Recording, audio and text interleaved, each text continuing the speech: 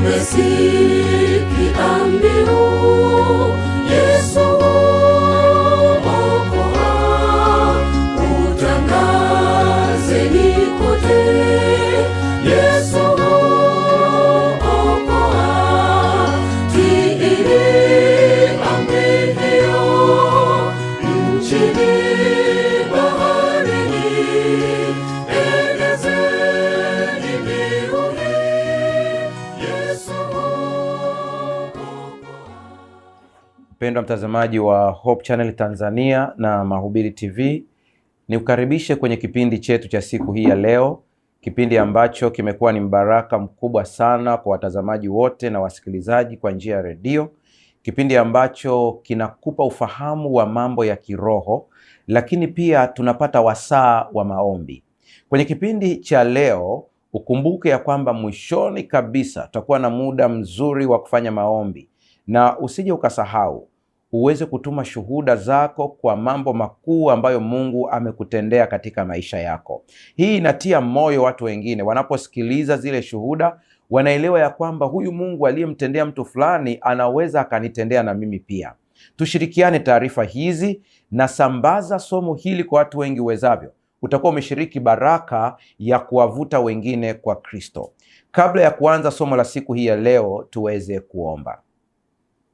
Baba yetu uliye Mungu mtakatifu, mwenye upendo, mwenye rehema na neema, ninakushukuru sana kwa siku hii ya leo. Tunapoanza kipindi chetu hiki, ninakuomba uwe nasi, ukatupatie uelewa wa mbinguni, ili maandiko haya yaweze kuwa ni mbegu inayoota katika maisha ya kila mmoja wetu hadi uzima wa milele. Kwa jina la Yesu tumeomba na kuamini, amen. Kumbuke ya kwamba katika mfululizo wa vipindi vyetu hivi tumekuwa tukiangalia masuala ya imani, na nimeeleza ya kwamba katika kitu ambacho ni muhimu sana katika maisha ya kila Mkristo ni imani. Unakumbuka ya kwamba mwanzoni tulipokuwa tunaanza mfululizo huu tuliongea kwamba hata siku za mwisho Yesu anauliza swali, anasema atakapokuja mwana wa Adamu, je, ataikuta imani duniani? Utagundua ya kwamba imani ndicho kitu ambacho kitamfanya mtu aweze kusimama wakati mpinga Kristo atakapoanza kusumbua dunia hii, wakati alama ya mnyama, wakati itakaposimama kile kitendo cha mpinga Kristo kusimama na nguvu yake ya kulazimisha ibada, kulazimisha kuto kuuza wala kununua. Ambaye ataweza kusimama ni yule mwenye imani peke yake. Na tukaona kwamba maana ya imani ni kuwa na hakika ya mambo yatarajiwayo, ni bayana ya mambo yasiyoonekana. Kwa hiyo katika maisha yako yote ambayo utayapitia kama Mkristo, kama kuna silaha ya kwanza ambayo unaweza kusimama nayo na ikakusaidia ni imani. Imani ya kuona yasiyoonekana, imani ya kuwa na ujasiri katikati ya changamoto. Haijalishi kelele za dunia zitakuwa ni kiasi gani, lakini imani yako ikiwa ni kwa Mungu, hapo ndipo unaweza kufika salama. Leo tunaangalia kichwa kinachosema nguvu ya maombi ya bidii. Nguvu ya maombi ya bidii. Neno la Kiingereza ambalo limetumika ni earnest prayer, na unapolitazama katika lugha ya Kiswahili tumeona ya kwamba lugha nzuri kabisa ni maombi ya bidii. Sasa kila mtu anajua kuomba, watu wengi sana wanaomba, lakini kinacholeta tofauti ni ujuzi wa maombi. Nataka nirudie tena hii. Unaweza ukachukua bunduki hiyo hiyo ikiwa kwenye mikono ya mtoto, ikiwa kwenye mikono ya mgambo, ikiwa kwenye mikono ya mwanajeshi, bunduki hiyo hiyo utaona ya kwamba inatumika tofauti. Nilikuwa namwangalia mzee Yoweri Kaguta Museveni. Siku moja alikuwa anaonyesha vijana wa jeshi jinsi ambavyo ana uwezo mzuri tu wa kuiweka silaha sawasawa. Mzee alishika ile silaha, ukimwona tu alivyoshika ile bunduki unajua anaweza kutumia silaha. Ina maana kwamba umri wake ni mkubwa, lakini bado ana uwezo mzuri wa kuitumia silaha yake na kuishikilia vizuri kama inavyotakiwa. Vivyo hivyo maombi katika midomo na moyo wa mtu anayeyajua yana tofauti kubwa sana na maombi katika midomo na moyo wa mtu ambaye hajui yanafanyaje kazi. Kwa lugha nyingine, naweza kushawishika kusema ya kwamba kuna sayansi ya maombi. Hii ndiyo inafanya tuweze kuona tofauti kati ya mtu mmoja na mtu mwingine. Angalia vizuri kwenye kitabu cha Yakobo sura ya 5 fungu la 17. Kwa tafsiri nilionayo, utatumia tafsiri wewe ulionayo ili kusoma ili andiko vizuri. Anasema, Eliya alikuwa mwanadamu mwenye tabia sawa na sisi, akaomba kwa bidii mvua isinyeshe, na mvua haikunyesha juu ya nchi muda wa miaka 3 na miezi 6. Sasa kuna kitu nahitaji ukitazame vizuri hapa, mwenye tabia sawa na sisi. Utaiona hapo baadaye. Mwandishi ambaye ni Yakobo anahitaji kuonyesha ya kwamba unapoona Eliya ameomba na mvua haikunyesha, haina maana ya kwamba Eliya ana tofauti na wewe. Watu wengi wanakosea hapa.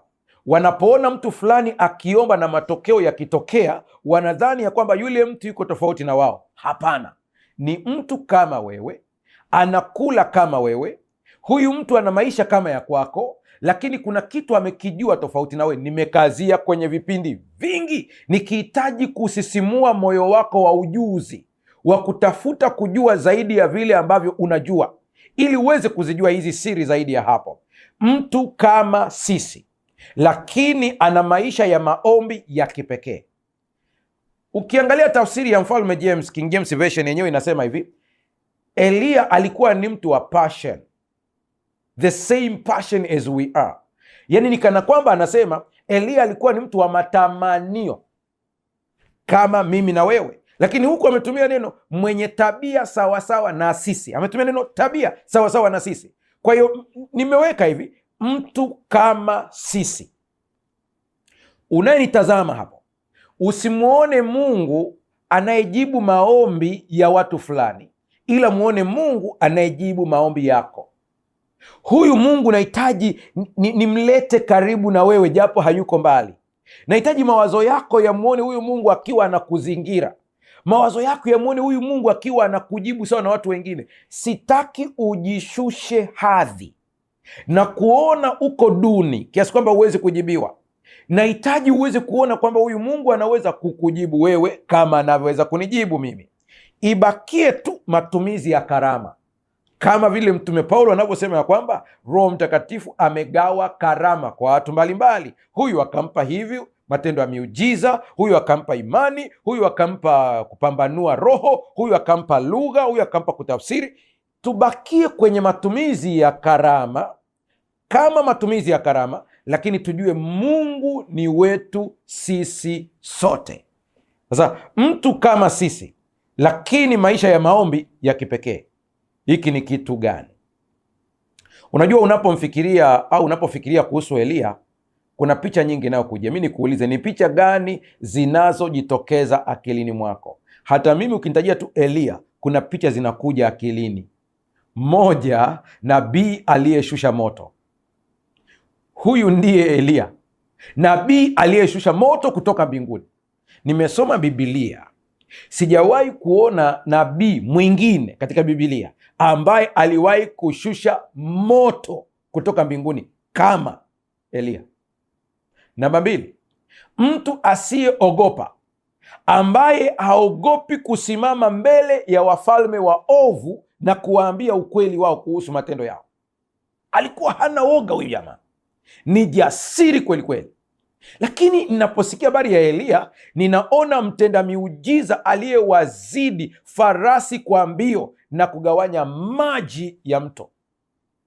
Ana spidi kubwa, si ya kawaida. Kwa hiki kinanijia kwenye akili yangu, ndiyo, Eliya alifanya mambo haya yote, lakini Yakobo sura ya 5 fungu la 17 inatufunulia siri nyuma ya nguvu zake.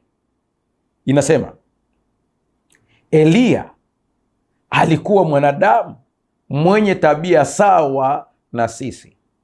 Nahitaji nitulia hapa ili uanze kuiangalia tabia yako. Anza kujiangalia tabia yako wewe kama wewe. Tabia ya kupanda na kushuka, imani ya kupanda na kushuka. Leo unajisikia wa kiroho, kesho unajisikia uko down. Leo unajisikia mtu wa imani, lakini wakati mwingine unakumbwa na mashaka. Baadhi ya watu wamechukulia hili kama ni jambo ambalo linaweza kuwarudisha nyuma kiroho, lakini kwambie, mashujaa wa imani wote unaowafahamu walikuwa hivyo hivyo. Mtazame Petro. Petro leo anaonekana akiwa mwenye nguvu, kesho anamkuta ni dhaifu. Petro huyu anamwambia Yesu, Bwana, kama ni wewe niamuru nije kwako. Anatembea juu ya maji kwa imani akiwa anamtazama Yesu. Haikupita hata dakika nyingi, pale pale Petro anapoona upepo anaogopa, anaanza kuzama. Anamkumbuka Yesu, anampigia kelele tena. Yesu anamshika mkono, Petro anaanza kutembea tena. Petro huyu ndiye ambaye siku moja Yesu wakati anauliza wanafunzi wake, watu wananiona ya kwamba mimi ni nani? Wananisemaje huko nje? Kila mmoja akasema, we ni Eliya, mwingine Yohana amefufuka. Petro huyu ndiye anasema, wewe ni mwana wa Mungu aliye hai. Yesu anamwambia, damu na nyama haijakufunulia isipokuwa Baba yangu aliye mbinguni. Kwa lugha nyingine, Petro, umeongea na Baba ndio amekuambia. Na anaongea kana kwamba anaambia wanafunzi wengine wote, mmetumia akili zenu wenyewe, lakini Petro ameongea na Baba akapata mafunuo. Dakika chache baadaye Yesu huyu anamkemea Petro, anamwambia, nenda nyuma yangu Shetani. Huyu aliyefunuliwa na Baba sasa hivi amekuwa Shetani.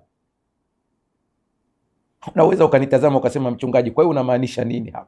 Ninamaanisha sitaki Shetani atumie udhaifu wako kukukatisha tamaa, ukaenda mbali na Mungu, ukadhani Mungu hawezi kutenda miujiza katika maisha yako. Eliya alikuwa mwanadamu wa namna moja nasi, mwenye tabia sawa na sisi. Ukisoma kwenye kitabu cha Wafalme wa Kwanza sura ya 19 fungu la 4, utaona kwa kina kile ambacho kinaelezewa pale, kwamba Eliya aliwahi kumwomba Mungu amtoe uhai wake. Ndiyo, ikiwa kuna wakati ulijiliwa na wazo la kujiua, Eliya ni kwa vile tu hakutaka ajiue, alitaka Mungu ndiye amuue. Kwa kama kuna wakati uliwaza ya kwamba utoke hapa duniani, maisha yamekuwa ni magumu, Eliya alikuwa kama wewe. Ni nabii ambaye alifikia kiwango cha kuwaza Mungu amtoe uhai wake.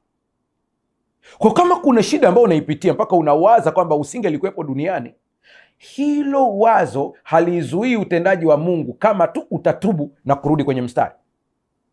Eliya alikuwa mtu wa namna moja nasi. Anaposema alikuwa na tabia sawa na sisi, hizi ndizo tabia za Eliya. Sasa muone Eliya kama mtu ambaye kuna wakati naye alikuwa anakata tamaa hivyo hivyo. Nguvu ya Eliya haikutokana na yeye ni nani, bali jinsi alivyokuwa akiomba. Hii sentensi ni muhimu, nataka ingie kwenye akili yako sasa hapa.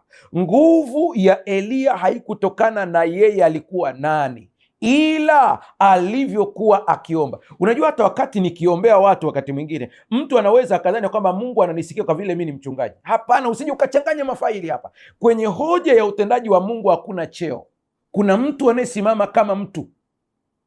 Eliya hakujibiwa kwa sababu alikuwa ni Eliya. Eliya alijibiwa kwa sababu alijua namna ya kuomba. Na hapa ndipo tunaanza kuingia ndani kabisa, tuone kile ambacho kimeendelea katika maisha ya Eliya. Sikia, nguvu ya Eliya, narudia tena, haikutokana na yeye ni nani, bali alivyokuwa akiomba. Hakuomba tu, aliomba kwa bidii na mbingu zikasikia. Kuna kitu kinaitwa bidii ambacho lugha ya mkoloni ameita earnest prayer. Kwa hiyo Eliya aliomba kwa bidii. Sasa hii bidii ni ya namna gani? Kuna jambo la kushangaza hapa ambalo inatakiwa tuanze kulitazama kwa makini. Sikiliza, nguvu hiyo hiyo inapatikana kwako wewe unanitazama sasa hivi. Hii nguvu hii ambayo ilikuwa kwa Eliya iko ndani yako. Umewahi kuona Yesu anawaambia watu, ufalme wa Mungu hauji kwa kuchunguza chunguza, bali ufalme wa Mungu uko ndani yenu. Na ili ujue kwamba anaongea mada tofauti kwa wengine, akasema ufalme wa Mungu mkononi, anapoongea mada nyingine. Kwa hiyo utajiuliza maswali, ufalme wa Mungu huu kuna sehemu anasema mkononi, ufalme wa Mungu huu uko ndani yenu. Sehemu nyingine anasema ombeni mkimwambia Mungu ufalme wako uje. Kwa hiyo kuna saa ufalme wa Mungu unakuja. Ni kana kwamba ufalme wa Mungu upo kwenye dimension tatu, upo katika mitazamo mitatu. Inategemea umeangalia mtazamo upi. Ndio sababu mtu akimwona Mungu katika sura moja tu ya hukumu, hawezi kumwona Mungu katika sura ya rehema. Hawezi kumwona Mungu katika sura ya tabibu, ambaye tabibu Mchungaji, sijakuelewa hapa. Tabibu anaweza kumtibu jambazi, lakini polisi hawezi. Hapa ndipo muone Mungu katika sura zake zote. Kwa hiyo ukimchukulia Mungu katika sura moja tu, utajikuta kwamba kuna vitu unavikosa, maana una dimension moja ya Mungu. Ni Mungu ambaye ni tabibu, ni Mungu ambaye ni hakimu. Ona katika dimension zote. Sasa sikia vizuri hapa, nguvu ya ufalme wa Mungu iko ndani yako, na nguvu ya ufalme wa Mungu ipo mkononi. Na ufalme wa Mungu uje, ni matukio matatu tofauti, inategemea unahitaji utumie lipi. Mungu tunayemtumikia anaishi ndani yako, lakini taratibu za kidini na mifumo yake imetufanya tumwone Mungu anaishi mbali. Hata ukisoma ile sentensi Baba yetu uliye mbinguni, unaanza kuwaza habari ya makao yake yanapokaa, lakini Daudi anasema niende wapi nijifiche na uso wako? Hata nikienda kuzimu upo. Tunaye Mungu ambaye yuko pote wakati wote, omnipresent, yuko pote wakati wote. Kwa hiyo hata wakati mwingine ukiomba, unaweza ukaomba hivi, Mungu uliyeko ndani yangu. Unaweza ukaomba hivyo kabisa, maana yuko ndani yako. Tunaposema kwamba Baba yetu uliye mbinguni, tunamaanisha position ya uwepo wake, ya kwamba hakuna kilicho juu yake. Hiyo ndio maana, hiyo ndio dimension mojawapo hiyo. Kwa hiyo usidhani kwamba ni position ya makao anapokaa, lakini ujue kwamba ni Mungu aliye juu ya yote. Ndio maana tunasema Baba yetu uliye mbinguni, lakini yuko ndani yako pia. Hili lazima ulibebe. Maisha ya maombi ya Eliya yalileta tofauti ya moto, mvua na ufufuo. Mungu atusaidie sana. Huhitaji cheo ili kujibiwa maombi. Huhitaji mimbari ili kujibiwa maombi. Unahitaji tu moyo wa bidii. Hiki kiweke kwenye ubongo wako. Bado. Huhitaji jengo la kanisa kujibiwa maombi. Hata kama pale unapoomba ni chini ya mti, ukiwa na bidii hii ya maombi unajibiwa. Unaweza ukageuza ofisi yako ikawa ni kanisa ndani ya dakika moja tu. Kitendo kinachohitajika ni kunia. Ukishanuia, ukiweka nia, panabadilika mazingira hayo. Narudia tena, huhitaji cheo, huhitaji eneo maalum, huhitaji mimbari, na hii itakutisha zaidi ambayo inafuata baada ya hapo. Huhitaji mtu kukuunganisha na Mungu, unahitaji bidii na imani. Hasa kwa nini basi kuna wakati mwingine tunaenda kwa wachungaji kuombewa? Nimewambia ni kutafuta matumizi ya karama, sio kiunganishi. Wewe ni mtoto wa Mungu kama mimi. Amini hili, usije ukawa mtumwa, kwa sababu bila kulielewa hili utakuwa mtumwa wa dini, mtumwa wa viongozi, mtumwa asiyejua kwamba naye ni mtoto wa Mungu ambaye anaweza kumwendea Mungu kama alivyo. Hakuna kinachokuzuia. Sikiliza tena, kama kuna kitu unakihitaji ili kuweza kuunganishwa na hewa unayopumua, basi kuna kitu unakihitaji ili kuweza kuunganishwa na Mungu. Najua hapa baadhi ya viongozi wa dini wanaweza kuchukia statement yangu, kwa sababu inaondoa barrier, inamfanya muumini atambue kwamba na yeye ni mtoto wa Mungu kama pasta alivyo. Na ili uweze kuvuna pesa kwa waumini, lazima uwaonyeshe ya kwamba hawawezi kumfikia Mungu isipokuwa apitie kwako.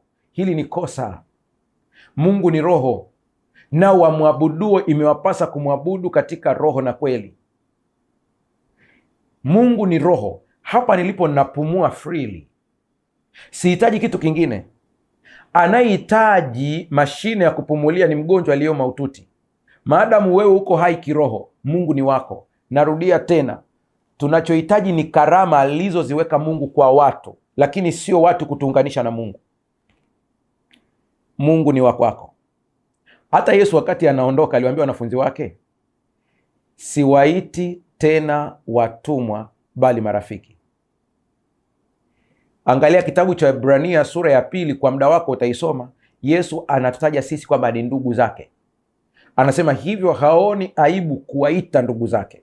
Kwa hiyo Yesu ni ndugu wa kwako wewe, na kama ni hivyo basi, alivyo Yesu ndivyo nilivyo, na kama ni hivyo basi, Mungu anayempenda mwanaye Yesu Kristo ananipenda na mimi, kwa vile na mimi ni mtoto wa Mungu. Hili likiingia akilini mwako, ukaliweka kwa watoto wako unaowazaa, wakatambua hivi ndivyo ilivyo, utampenda Mungu kuliko hapo mwanzo, maana yupo karibu na wewe kuliko ulivyokuwa unawaza wewe. Kinachokufanya wewe umuone Mungu yuko mbali na wewe ni mawazo. Wanasaikolojia walifanya utafiti ufuatao. Wanandoa ambao wanaongea kwa sauti kubwa sana wakati wanapojadiliana jambo, mmoja anaongea kwa sauti ya juu sana wakati mwingine yuko hapa, walichunguza bongo zao, wakagundua kwamba ubongo wa huyu anayepiga kelele unamuona mwenza akiwa mbali ijapokuwa yupo karibu. Kwa hiyo ndio maana anapiga kelele kabisa, wewe unisikii, wewe imekuwa hivi, usikilize. Yani kwa sababu anamuona yuko mbali. Kwa hiyo yuko mbali mentally, japo physically yupo karibu. Ukiona mtu anampigia kelele Mungu wake yuko mbali, haina maana yuko mbali kiukweli, yuko mbali mentally, yuko mbali kwenye akili. Mungu atusaidie sana. Hebu tuangalie maisha ya maombi ya Eliya ambayo yana matukio kadhaa yafuatayo: 1, moto; 2, mvua; 3, ufufuo. Inabeba vitu hivi vitatu. Eliya, vitu vitatu vipo kwa maisha yake yote, na stori zake zote zinabebwa na vitu hivi vitatu. Nimekuambia 1 ni moto, 2 ni mvua, 3 ufufuo. Kwa kuna vitu vinabebwa hapa, na hivi vyote vina mafunzo kwetu kiroho. Leo tuichunguze kwa kina maombi yaliyobadilisha hali ya hewa. Ndio sehemu ya kwanza hiyo. Yakobo 5:17 ndipo anasema, akaomba kwa bidii mvua isinyeshe, na mvua haikunyesha juu ya nchi muda wa miaka 3 na miezi 6. Kwa cha kwanza ni maombi yanayobadilisha hali ya hewa. Nini kilikuwa nyuma yake? Israeli ilikumbwa na tukio la kutisha sana. Mfalme Ahabu alimuoa mwanamke anaitwa Yezebeli. Yezebeli alikuwa ni mwabudu miungu na anatajwa pia mchawi katika lugha zote hizo. Yeye Yezebeli alikuwa na miungu ya kwao aliyoileta katika Israeli. Israeli ikabadilika kutoka kumwabudu Mungu mmoja ikawa inaabudu miungu mingi, na Ahabu alishiriki hadi kujenga mahekalu ya miungu hiyo. Mmoja ni mungu wa Ashtoreth ambaye tunamwita Ishta, mwingine alikuwa ni mungu ambaye anaitwa Marduk. Kulikuwa na miungu mingi mingi mingi mingi mingi, na mungu ambaye alikuwa anaabudiwa sana alikuwa anaitwa Baal. Baal alijizulia umaarufu kwa sababu aliaminika kwamba anaweza kuwasaidia watu kupata hali ya hewa nzuri ili mazao na ng'ombe waweze kuishi vizuri. Kwa ndio maarufu wa Baal. Ndio sababu Eliya anapokuja anaibua hoja ya Mungu yupi anayeweza kujibu na kubadilisha hali ya hewa. Anapomleta Mungu wa mbinguni, muumba wa mbingu na nchi na bahari na vyote vilivyomo, hoja inakuja, ikiwa Baali ndiye mleta mvua tujue, ikiwa Mungu wa mbinguni ndiye mleta mvua tujue, tutajuaje sasa? Eliya anasimama akimkemea Ahabu mwabudu miungu, akamwambia mvua haitanyesha. Ukisoma lile fungu la Eliya wakati anapoongea, anaongea kama anaka kiburi fulani hivi, lakini usitafsiri katika lugha ya kiburi. Anasema hivi, mvua haitanyesha muda wa miaka 3.5 isipokuwa kwa neno langu. Anaposema neno langu, Eliya ni mwakilishi wa Mungu kwa asilimia zote. Ni kana kwamba anamwambia Ahabu, tupime tuone yupi Mungu wa kuabudiwa. Eliya akaondoka, mvua ikagoma. Hapa utajiuliza bidii iko wapi? Wale ambao wamefuatilia vizuri mafunzo ambayo nayatoa kupitia Mahubiri TV pamoja na Hope Channel, nimesema kuna maombi ya kutamka na kuna maombi ya upatanishi. Kuna maombi ya aina nyingi. Hapa Eliya alitumia maombi ya kutamka. Yana nguvu kwa sababu anahitaji kumuinua Mungu halisi ajulikane. Nasema karama ya miujiza na maombezi sio kwa ajili ya entertainment. Yaani uweze tu kuamua kuitumia unavyopenda. Kwa vile Mungu amekupa karama ya miujiza, amekupa karama ya maajabu, unaanza tu kufika, unakuta watu wamekaa wengi, unaambia nataka niwabadilishie maji mnywe juisi. hiyo ni entertainment, lakini lazima itumike kwenye matukio maalum ambayo yanaleta utukufu kwa Mungu. Ndio maana hapa unamsikia Eliya anaongea kwa ujasiri, anamwambia Ahabu, mvua haitanyesha isipokuwa kwa neno langu. Na kweli mvua ikagoma, haikunyesha. Na ujue, relax kidogo hapo, naye nitazama, ukiwaombea watu laana itawapata, ila na wewe utakula matokeo kwa saizi yako. Pasta, sasa hapo inakuwaje? Mvua ilipogoma, Eliya na yeye alikosa chakula. Ikatokea tu Mungu akamuita kunguru, akaanza kumlisha mkate na nyama, protein na carbohydrate. Sayansi imeprove zikienda sambamba zinasaidia kiwango cha sukari kwenye mwili. Kumbe haya yote hapo kwenye Biblia. Lakini njaa ilipozidi, Ahabu akawa makini na mikate yake, kiasi kwamba kunguru naye akakosa hata mkate wa kumchukulia Eliya. Ndipo Eliya akachukuliwa akapelekwa moja kwa moja hadi kwa mwanamke mjane wa Sarepta. Mungu ni wa ajabu. Hakumpeleka Eliya kwa watu wenye uwezo mkubwa, alimpeleka kwa mjane, ili kwa kitendo cha mjane kumlisha Eliya, mjane naye abarikiwe. Angalia jinsi mambo ya Mungu yalivyo. Mjane anamlisha Eliya na mjane naye anabarikiwa, hatua kwa hatua, mpaka ukame unaisha. Ukame unapoisha, Eliya anarudi. Hebu sikia hapa, mtu mmoja aliomba na mbingu zikafungwa. Kwa nini? Kwa sababu moyo wa Eliya ulikuwa na mzigo juu ya dhambi za Israeli. Maombi yake yalikuwa jasiri, yenye imani, na yalikubaliana na mbingu, yalienda sambamba, aligned. Tunafanya wheel alignment kwenye magari. Gari ambayo haijafanyiwa wheel alignment, unaona jinsi inavyoenda. Ikifanyiwa wheel alignment, safi kabisa, inaenda vizuri kabisa. Maombi vivyo hivyo yanatakiwa yaende sambamba na Mungu. Motive ya kile unachokiomba iwe ni utukufu kwa Mungu na kuleta baraka kwa wengine. Na hii nimewapigia kelele watu wengi ambao wanaomba kwa ajili ya baraka za kiuchumi. Lengo lako ni nini? Show off au ni ili uweze kubarikiwa na uweze kubariki wengine? Na utakapobarikiwa lazima imani yako itapimwa. Baada ya kupata zile baraka, unabariki wengine au unajibariki wewe mwenyewe? Eliya aliomba na ikatokea mvua ikagoma kabisa kabisa. Jambo la pili muhimu, maombi yaliyoleta moto kutoka mbinguni. Kumbuka, ya kwanza yalibadilisha hali ya hewa. Tunaye Mungu ambaye anaweza kubadilisha hali ya hewa ya ndoa yako. Tunaye Mungu anayeweza kubadilisha hali ya hewa pale kazini kwako. Tunaye Mungu anayeweza kubadilisha hali ya hewa katika uchumi wako.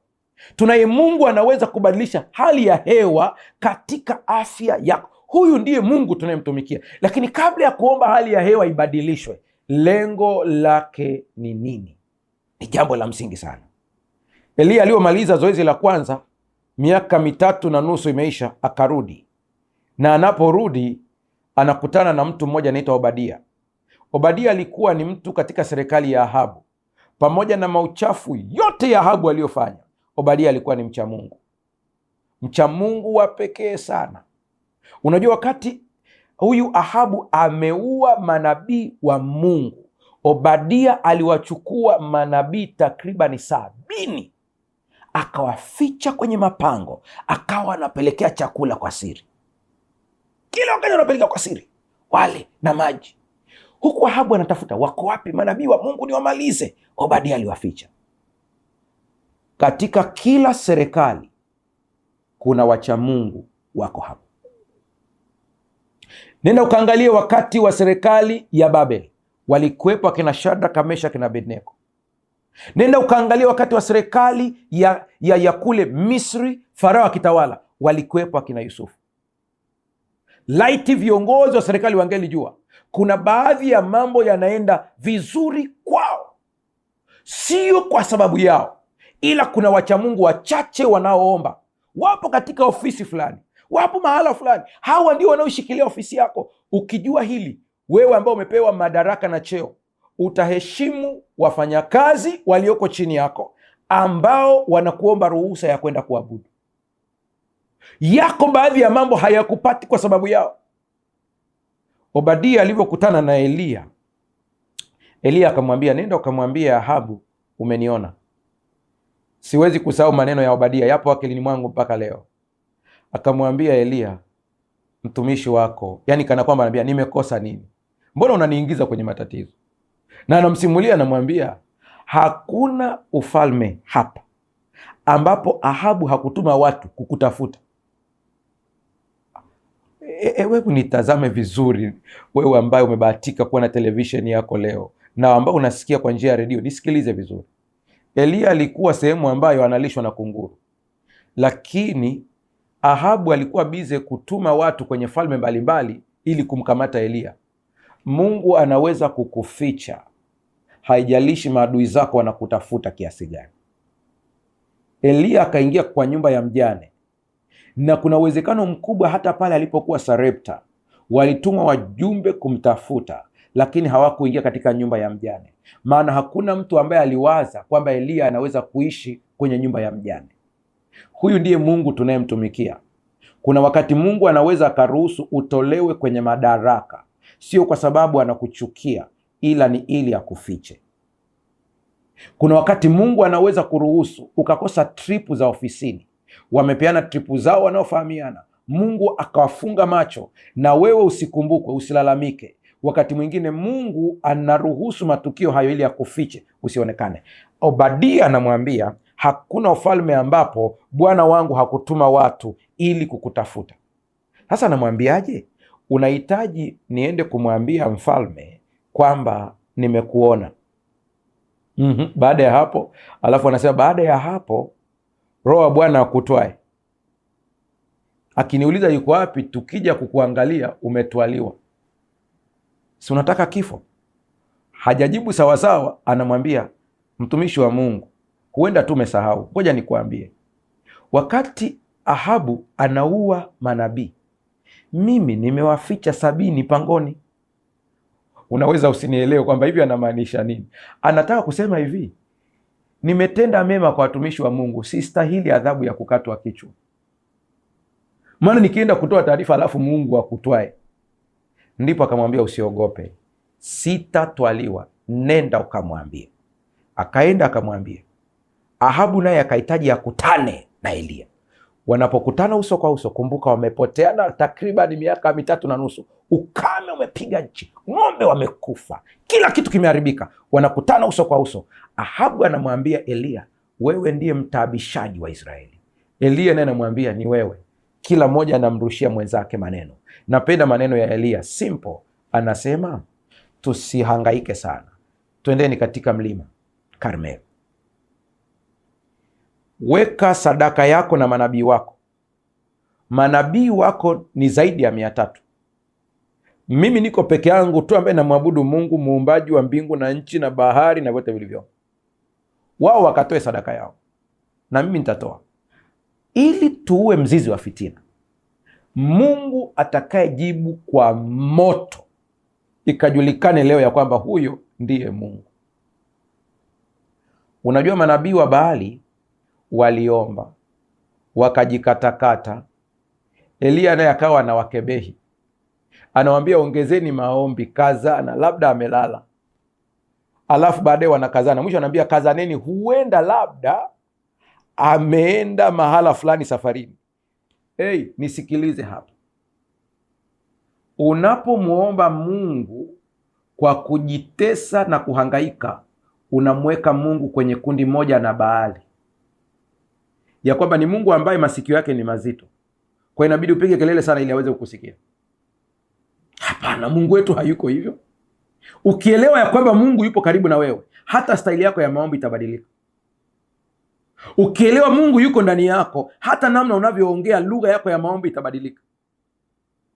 Walivyoshindwa kabisa, Eliya akasema, akajenga madhabahu ya Mungu aliye hai, akaweka yule mnyama, ile nyama iliyoandaliwa kwa ajili ya sadaka ikawekwa juu pale. Alafu Eliya akaomba ombi. Nataka uangalie hili ombi lake, na nilisoma kwenye kitabu cha Wafalme wa Kwanza sura ya 18:37. Ingekuwa ni wewe ndio umepewa hiyo nafasi, ungepiga maombi hapo ya robo saa nzima. ili tu kueleza Mungu, sasa wamekutukana Baba, unajua hata wameabudu miungu mingine leo. Simple, angalia ile ombi, anasema unisikie e Bwana, unisikie, ili watu hao wajue ya kuwa wewe Bwana ndiwe Mungu. Ombi moja fupi lenye nguvu. Hakukuwa na maigizo, hakukuwa na drama, ni moyo uliounganishwa na mbingu. Naonaga kwenye mitandao wakati mwingine watu wanaomba mpaka staili, yani mpaka sauti inabadilika ya maombi. Yani Mungu anayekujibu kwa sababu eti umebana koo. Mungu gani huyo? Mungu anayekujibu kwa sababu eti umehangaika sana na mpaka umetoa jasho. Mungu gani huyo? Sikiliza, mimi namwamini Mungu ambaye ninaweza nikaongea maada moyo wangu umeunganishwa na yeye. Simple, Mungu anaweza akasikia. Changamoto yetu kubwa tulio nayo ni mgogoro wa imani. Tuna shida katika hoja ya imani mpaka unawaza hivi, tunaenda wapi? Ellen White ametaja vizuri, nafikiri tulinukuu kitabu, anasema ninaogopa sana nikiona jinsi ambavyo watu hawajui somo la imani. Naona makanisani tunafanya maombi hapa kwenye television, watu wanapokea miujiza yao, watu wanapona, watu wana comment, lakini nikiwa kwenye kanisa ninaweza nikafanya maombi mle ndani na nikawaambia watu amini, baada ya hapa usimtafute mchungaji. Ninamaliza maombi, nikitoka nje mtu ananifuata, nina jambo langu. Na tumeongea humo ndani kabisa kwamba amini imekuwa. Mgogoro uko wapi? Yaani kuna mtu haamini mpaka aguswe na pasta. Mungu atusaidie sana. Hebu fikiria, alipotamka maneno haya tu, moto ukashuka straight. Unajua ile madhabahu ilivyotengenezwa, si madhabahu tu, waliweka nyama juu, wakajaza na maji. Unajua kwa nini ajaze maji? Anajaza maji ili wasije wakasingizia kwamba alitega baruti. Kuna wakati mwingine Mungu anaacha mambo yako mpaka yaharibike kabisa. Sio kwamba haoni, ni ili akitenda muujiza ijulikane ni yeye. Usishangae kuna watu walikuahidi kukuconnect kwenye kazi, ukipiga simu hawapokei, ukituma message hawajibu. Kuna watu walikuahidi kukupa mtaji, utawatafuta hakuna chochote. Usianze kulalamika, mshukuru Mungu. Kuna wakati madhabahu inabidi imwagiwe maji ya kutosha, ili moto ukishuka usije ukasingizia wale watu. Acha Mungu akutendee muujiza ili usije ukatukuza watu, umtukuze yeye. Moto uliposhuka tu pop, ukailamba ile sadaka yote na mpaka maji yote yakamalizwa. Lakini mgogoro uko wapi? Anasema aliomba kwa bidii. Mbona hatumuoni akihangaika sana Elia? Hii bidii yake iko wapi? Relax, tunaenda kuiangalia huko mbele vizuri. Wakawaua manabii wote wa Baali waliokuwepo pale, na hakuna aliyetoroka hata mmoja. Namba 3, maombi yaliyoleta mvua. Hapa ndipo nataka uone Elia alivyokuwa. Huko nyuma tulipewa summary kidogo kidogo, hapa tunaanza kuona kwa kina sasa, ili uweze kulinganisha na maombi yako jinsi yalivyokuwa. Maombi yaliyoleta mvua, maombi yaliyoleta matokeo. Maombi ya kwanza yamezuia mvua, maombi ya pili yameleta moto, maombi ya tatu yanaleta mvua.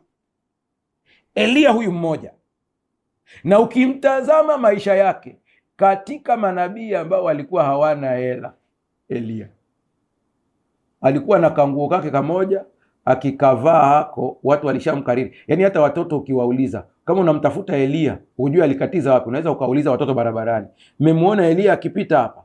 Alafu anakuambia hapana, hatujamuona. Unauliza mlimuona babu mmoja amepita hapa na kakoti ka blue? Wanakwambia ndio, amekaririwa. Ndio maana wakati anaenda mbinguni Elisha akamwambia ninaomba roho yako, lakini mara 2 maradufu. Lakini ndani yake alikuwa na nguvu ya maombi isiyo ya kawaida. Sasa sikia hapa sasa. Wafalme wa kwanza sura ya 18 fungu la 42.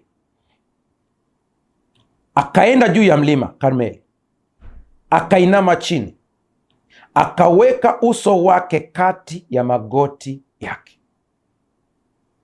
Ninasoma watu wakiwa na sujudu, lakini sijawahi kuona design hii.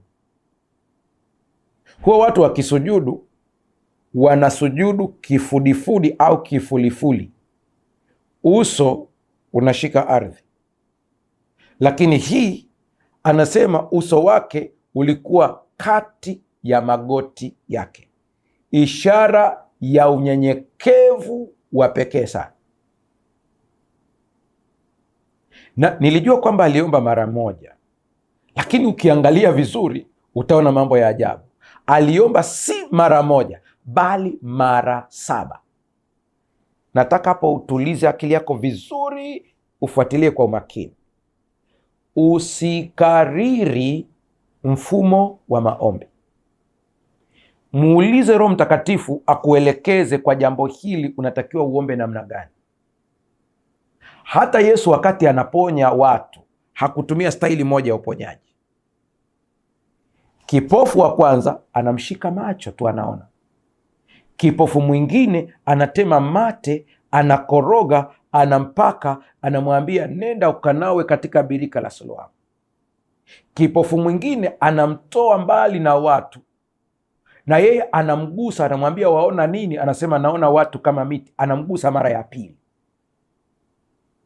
Sasa usije ukakariri kwamba maombi haya nitakuwa niongee mara moja tu imeisha. Kuna ya kuongea mara moja inaisha, kuna mengine unarudia. Ile kurudia haina maana kwamba majibu hayapo, ila ni kuongeza bidii ya kuvuta kile unachokihitaji. Roho Mtakatifu akusaidie uweze kuelewa hili. Alipokuwa pale kwenye mlima anaomba mvua ije, kuzuia mvua aliongea mara moja, kuleta mvua anaomba mara 7. Hebu anza kufikiria tu hicho kitu hicho. Wakati wa kwanza mara moja, usikariri. Sasa wakati anapoomba hii awamu nyingine, kitu ambacho kinanishangaza sana, yuko na mtumishi wake ambaye huwa hatajwi sana, hatajwi. Maana hata kurithishwa unabii ilishindikana, ikabidi apewe Elisha. Unajua watumishi wa viongozi hao mara nyingi ilikuwa wanatarajiwa kushika mikoba yao, lakini mtumishi alifeli kabisa.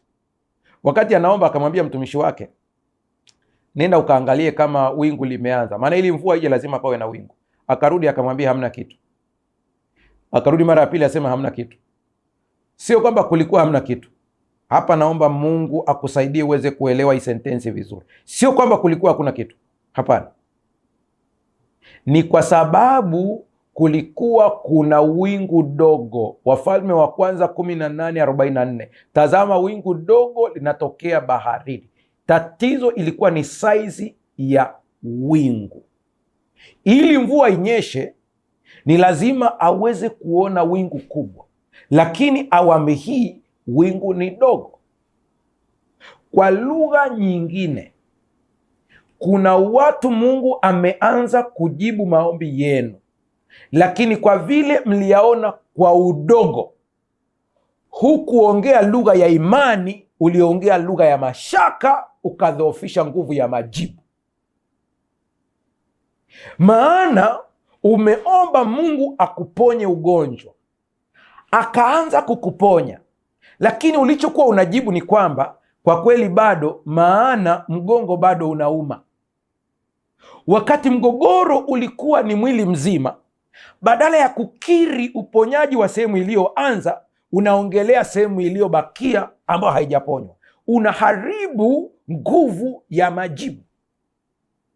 Eliya anaomba mara ya kwanza, anamuuliza Bwana, anaona kwamba hakuna kitu, lakini mara alipompa majibu Eliya ya kwamba kuna wingu dogo kama kiganja, Eliya akaongea maneno ya imani, akasema, wahi, kimbia haraka sana ukamwambie Ahabu aondoke, maana hiyo ni mvua kubwa sana.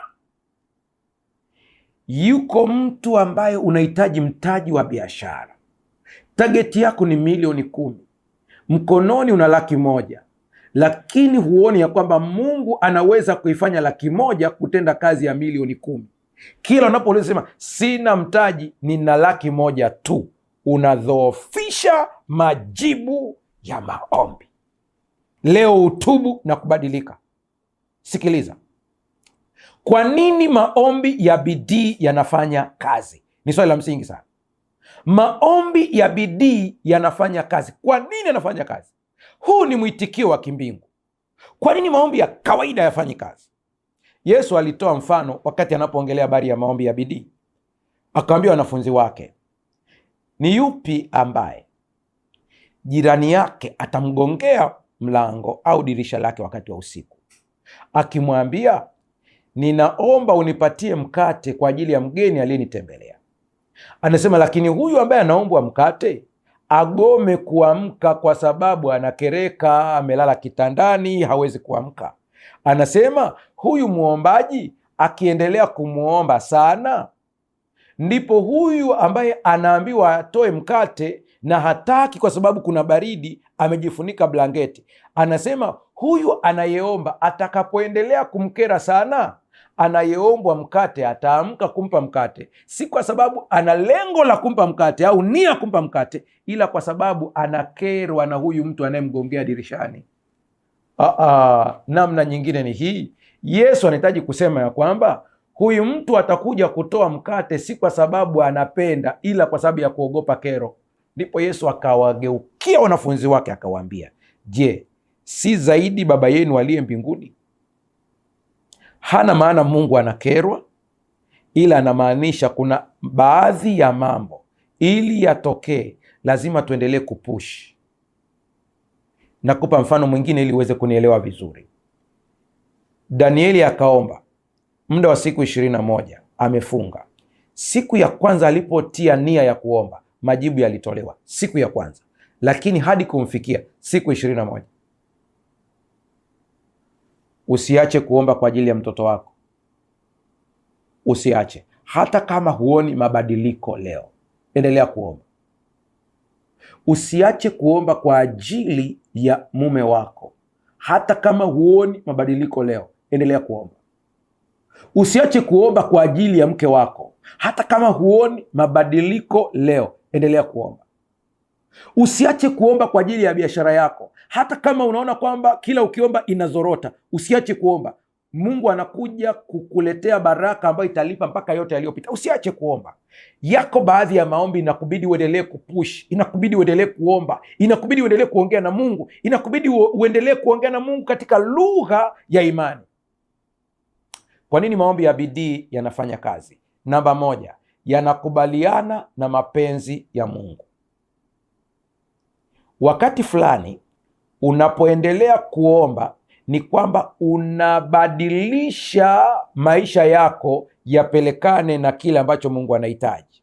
Lakini jambo lingine, wakati unapoendelea kuomba, unapoendelea kupush, unaendelea kujenga nguvu ya kuvuta majibu, kama vile Eliya alivyoendelea kuomba, kiasi kwamba malaika ambaye alikuwa anazuiliwa kuleta majibu akatumwa mkuu mmoja wakuu wa mbele, akaja kumkamata mfalme wa Uajemi ili majibu yaletewe, yaje moja kwa moja.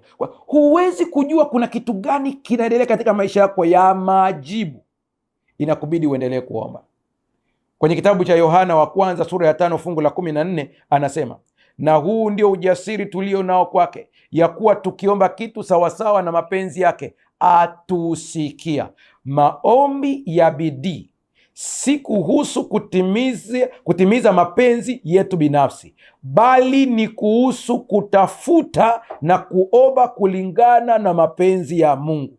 Tunapolingana na mapenzi yake, tunakuwa na uhakika kwamba anatusikia na anatujibu maombi yetu. Kwa hiyo wakati mwingine unapoendelea kurudia kuomba, unapoendelea kumwomba Mungu, si kana kwamba wewe unalazimisha. Ina maana ya kwamba unabadilishwa ulingane na mapenzi yake. Namba 2, yanashirikisha moyo wote.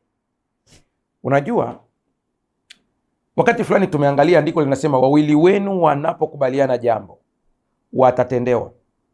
Lile andiko tumelitafsiri tukiwa tunamaanisha kwamba watu wawili, lakini lina maana zaidi ya moja. Moja ya maana yake ni hii: wawili wenu. Wawili wenu, akili yako ikikubaliana na moyo.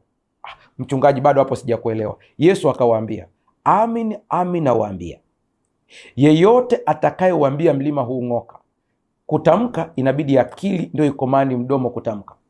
Yeyote atakayeuambia mlima huu ng'oka, wala asione shaka nafsini mwake. ila ayaamini ya kwamba ayaombayo yametukia yatakuwa yake. Kumbe maombi ya bidii yanatusaidia sisi kushirikisha moyo. Moyo maana yake ni kufurahia na kukiona kile ambacho kimetendeka tayari kwa njia ya imani, hata kama macho na reason yetu haioni. Yeremia 29 fungu la 13 anasema, nanyi mtanitafuta na kuniona mtakaponitafuta kwa moyo wenu wote. Mtu anayefanya jambo kwa moyo ni mtu ambaye hakati tamaa. Nini kinakufanya usikate tamaa? Kuna namna unaliona jambo tofauti na watu wengine jinsi ambavyo wanaona. Ukiomba kwa moyo usiokata tamaa, matokeo yanakuja. Mungu anajibu wale wanaomtafuta kwa moyo wao wote. Maombi ya bidii yanahitaji kujitolea kikamilifu bila kushikilia chochote cha nyuma. Hapa ndipo kuna pointi muhimu sana. Kuna mtu anakuambia, lakini nimeomba sana sikuona matokeo. Unaongea story. Lakini kuna wakati nilimwambia sikuona matokeo. Unaongea story. Ongea sasa, ona kwa imani. Namba 3, kwa nini maombi ya bidii yana matokeo? Namba 3, yanaachilia nguvu ya Mungu. Mathayo 17:20, Yesu akawaambia, kwa sababu ya upungufu wa imani yenu, kwa maana ami nawaambia, mkiwa na imani kiasi cha punje ya haradali, mtauambia mlima huu, ondoka hapa uende kule, na utaondoka, wala halitakuwako neno lisilowezekana kwenu. Kumbe mgogoro ni imani. Imani ni nini? Ni kuona mambo yasiyokuwepo kana kwamba yako tayari. Maombi ya bidii yanashirikisha macho ya rohoni kuona mambo ambayo hayaja kuwepo kana kwamba yako tayari. Maombi ya bidii yanafungua milango ya miujiza na uwezekano usio na kikomo, kwa sababu yanatuunganisha na nguvu za Mungu zisizo na mipaka. Nimeongea kwa herufi kubwa ili iingie akilini mwako vizuri. Nguvu za Mungu zisizo na mipaka. Unanitazama, umeambiwa kwamba una saratani na huwezi kupona. Nguvu za Mungu hazina mipaka. Unanitazama na umefukuzwa kazi na hakuna namna ya kurudi tena. Nguvu za Mungu hazina mipaka. Unanitazama na tumbo lako limefungwa na umeambiwa huwezi kupata mtoto tena. Nguvu za Mungu hazina mipaka. Unanitazama na una urahibu wa mambo ambayo umejaribu kuiacha imeshindikana na umejiona kabisa uwezi. Nguvu za Mungu nakwambia hazina mipaka. Mungu anaweza akatenda zaidi ya vile ambavyo unatarajia wewe. Mungu atusaidie sana. Kitabu cha Njia Salama, ukurasa wa 94, paragrafu ya 2, kile cha Kiingereza, anasema maombi ya bidii ya imani yataileta roho katika mawasiliano na nguvu za mbinguni. Maombi ya bidii sio lele mama, sio maombi ya kugusa kwa kujaribu tu, sio maombi ya mtu ambaye anasema ngoja nione kama itatokea. Maombi ya bidii. Maombi ya bidii ni maombi ambayo unaomba ukiamini ya kwamba Mungu anakutendea bila kukata tamaa. Nimesema kuna ambayo utatamka mara moja itatokea, kuna mengine itabidi urudie mara kadhaa. Elia aliomba mara 7. Wewe umeomba kidogo tu umekata tamaa. Hapana, wakati mwingine endelea, na utasikia Roho wa Mungu anakuongelesha ndani kabisa ya kwamba endelea kuomba, endelea kuomba, endelea kuomba. Bidii yako inakuunganisha na nguvu za Mungu zisizoonekana. Tunapokaribia kufunga kipindi chetu, natamani uweze kuona ni kitu gani ambacho kinazuia maombi ya bidii. Maombi ya bidii yana mambo ambayo yanaweza kuyazuia pia. Ni yapi? Umekumbuka kwamba wakati Danieli anaomba aliungama dhambi yake na dhambi ya taifa lake. Namba 1, kitu ambacho kinazuia maombi ni dhambi inayofahamika isiyoungamwa. Hii zingatia vizuri kabisa. Dhambi inayofahamika isiyoungamwa. Tunatenda dhambi ambazo hatuzijui. Hiyo huwezi kuhukumiwa katika hilo. Sina maana kwamba huwezi kuhukumiwa mbele za Mungu, lakini namaanisha kwamba huwezi kuhukumiwa na kuzuiliwa maombi yako kwa sababu ya dhambi usiyoifahamu. Neema ya Mungu inakukava. Lakini dhambi ambayo unaifahamu na unakataa kuiungama, inazuia maombi yako. Zaburi 66 fungu la 18, kama ningaliwaza maovu moyoni mwangu, Bwana asingesikia. Daudi hana maana kwamba hajawahi kutenda dhambi, ila anamaanisha kwamba kila dhambi ambayo anaifahamu aliungama. Ni dhambi gani ambayo bado inakusumbua wewe? Ungama mbele za Mungu. Dhambi iliyofichwa au isiyokiriwa inaweza kuwa kizuizi kikubwa kwa maombi yetu. Ni muhimu kuungama dhambi zetu na kutubu ili maombi yetu yasikilizwe. Namba 2, mashaka. Yakobo 1:7, mtu wa namna hii asidhani ya kuwa atapokea kitu kwa Bwana. Ni mtu ambaye ana moyo wa kusitasita. Imani ni msingi wa maombi ya bidii. Tunapokuwa na mashaka, tunazuia uwezo wa Mungu kufanya kazi katika maisha yetu kupitia maombi. Hata Yesu kule Nazareti kijijini kwao alitenda ishara chache na miujiza michache kwa sababu ya kutokuamini kwao. Namba 3, kiburi. Yakobo 4:6, Mungu huwapinga wenye kiburi, lakini huwapa wanyenyekevu neema. Kiburi kinazuia majibu ya maombi kabisa kabisa.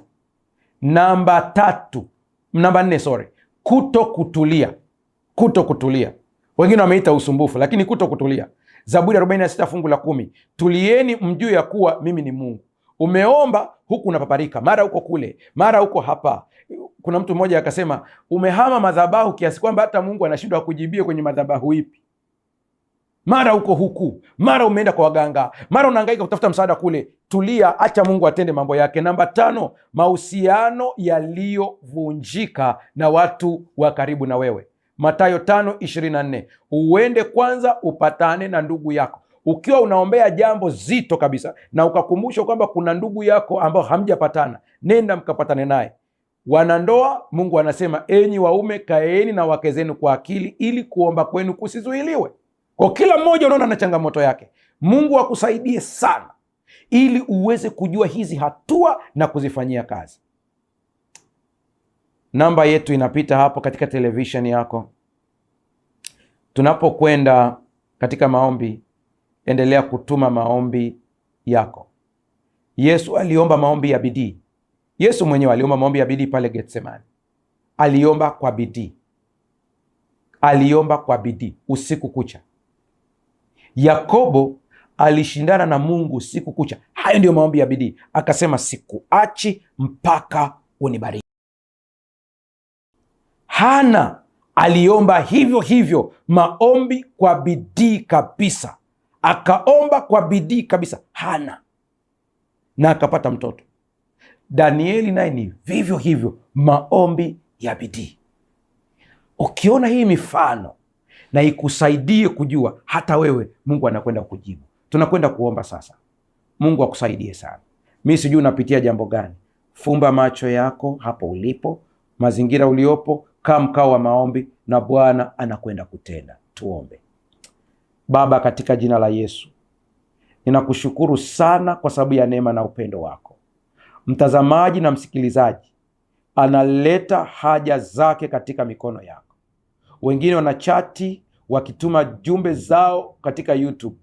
Naomba ukapate kumgusa kila mmoja. Kuna mtu ameombea jambo mpaka amekata tamaa. Naomba ukapate kumtendea kuanzia leo. Mpe moyo wa maombi, mpe moyo wa bidii. Anayeumwa akapokee uponyaji. Ambaye ana changamoto katika masuala ya ajira ukapate kumfungulia milango. Ambaye ana changamoto katika ndoa yake ukamtendee. Ambaye ana changamoto ya ada ukamfungulie milango. Kila mmoja tukapokee shuhuda nyingi za matendo makuu ambayo umetenda. Kwa jina la Yesu tumeomba na kuamini, amen. Mpendwa mtazamaji, kumbuka utashiriki huduma hii kwa kutuma somo hili, share kwenye magrupu, tuma linki, waambie wengine habari ya somo hili.